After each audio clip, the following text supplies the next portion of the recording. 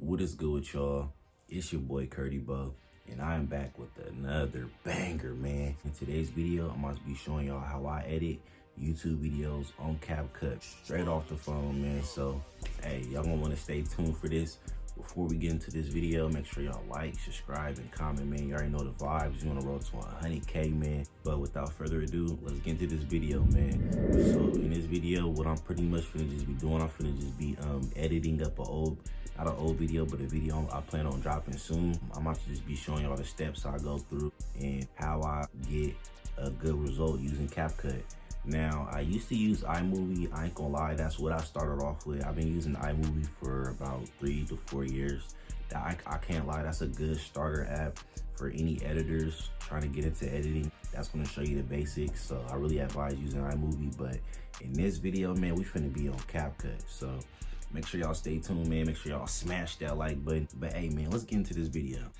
All right, y'all. So now that we on Capcut, I'm about to be getting into the first step. The first step is just to basically trim out all the uhs and buts in your videos, all the boring parts, and just all the dead spaces.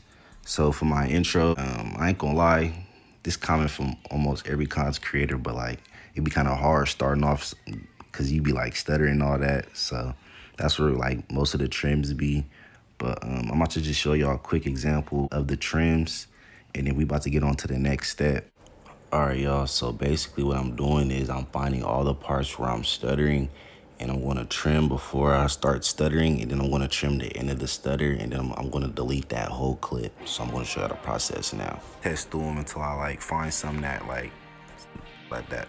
To find a preset until I find something that through them until I through them until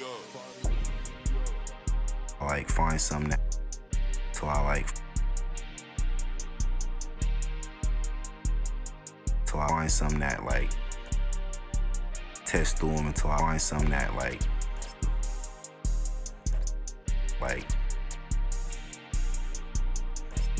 that. To find a preset that go good with the beat. To find a preset until I find something that find a preset that go good with find a preset that go good with the beat. And then I kind of just mix it down a little bit. But I'm finna get into this, man. Make sure y'all smash that like button.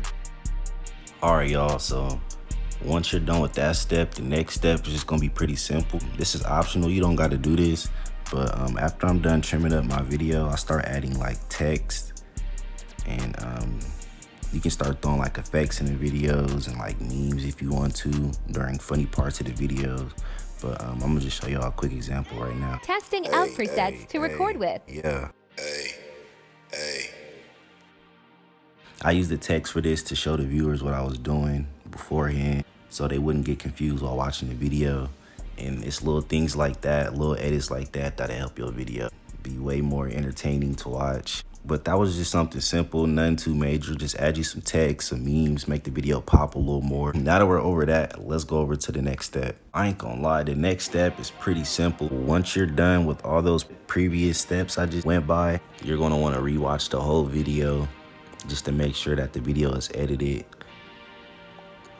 correctly and that there's not messed up parts in the video. Cause stuff like that'll ruin the whole video. So you're gonna wanna make sure you rewatch it, make sure everything's smooth, all the edits are where they're supposed to be. This last step is just something simple. If you're dropping this on YouTube, you're gonna wanna go over to the ratio feature and scroll over to the YouTube ratio, which is the 16:9, which is the ratio YouTube streams their videos on. Now you could use that one or the 9:16 if you're dropping a YouTube short. And what the 9:16 allows you to do is be able to squeeze all that into one frame. Put that 16:9 on, and then once you rewatch the video, everything should be right. You're gonna want to make your thumbnail, man, and run this video up to 200 likes if y'all want to see the thumbnail video. But that's gonna be the end of the video, y'all. Hopefully y'all enjoyed the video, and if y'all gained some value from this video and y'all learned how to, just work around the editing. Make sure y'all smash that like button and smash that subscribe button. It's gonna mean a lot and help your boy Curdy Bo go a long way, man. But hey, stay tuned for more dope content like this, more tutorials. I'm gonna catch you on the next one. Curdy Bo and this thing. Curdy Bo out, man. Peace.